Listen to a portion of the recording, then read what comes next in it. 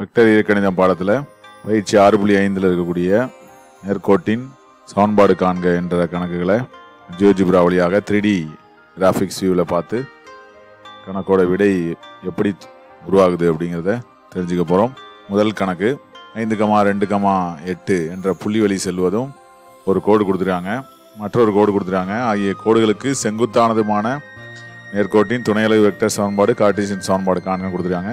2 நேர்கோடுகள் கொடுத்துருக்காங்க. இது படத்தில் பார்த்தீங்கன்னா இது 3 டைமென்ஷன். இதில் இப்போ முதலாவது கோடு அது பார்த்தீங்கன்னா எப்படி இருக்கு பாருங்க, இதை மாதிரியான தோற்றத்தில் ஏற்படுத்துது. இதோட சமன்பாடு என்ன அப்படின்னு பார்த்தீங்கன்னா, முதல் கோடு வெக்டர் சமன்பாடு வடிவத்தில் கொடுத்துருக்காங்க. அதை அப்படியே இப்போ கிராஃபிக்ஸ் வியூவில் பார்த்துட்டு இருக்கோம். அதே சமன்பாடு இப்போ நமக்கு 3D அனிமேஷனில் தெரிய வருது. ஓகே, அடுத்து இரண்டாவது சமன்பாடு, அதுவும் வெக்டர் சமன்பாடு கொடுத்துருக்காங்க.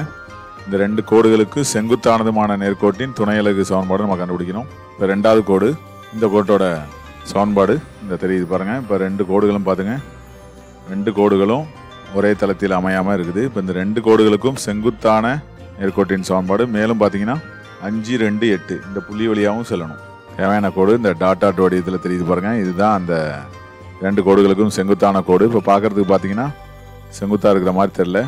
இந்த கோடு பார்த்தீங்கன்னா செங்குத்தாக இருக்கிறது சில இடங்களில் மட்டும் தெரியுது பாருங்க. இப்போ இந்த கோடு இந்த புள்ளி வடிவமாக மாற்றினோம்னா நமக்கு தெரியுது பாருங்க. இது ஏற்கனவே இருக்கிற 2 கோடுகளுக்கும் பாருங்க செங்குத்தாக இருக்குது பாருங்க.